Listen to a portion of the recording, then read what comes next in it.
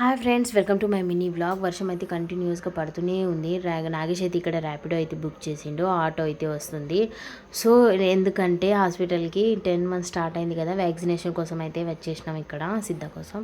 So సిద్ధ అయితే బాగా ఏడుస్తున్నాడు. ఏకంగా ఫోర్ ఇంజెక్షన్స్ అంట.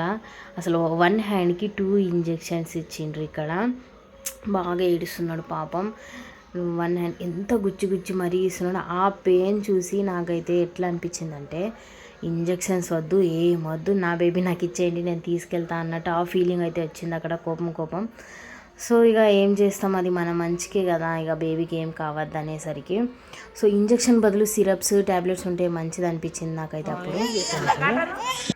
కాసేపు ఏడ్చి ఇగో ఎట్లా చూస్తున్నాడు పాపం. ఆటోకి అయితే వెయిట్ చేసినాం, వచ్చేసినాం మేమైతే ఇంటికి. బాగా పడుకున్నాడు. ఇక లేచి ఏడుస్తాడేమో అనుకున్నా, అస్సలు ఏడవలే, చదువుకున్నాడు పాపం. గుడ్ బై కదా.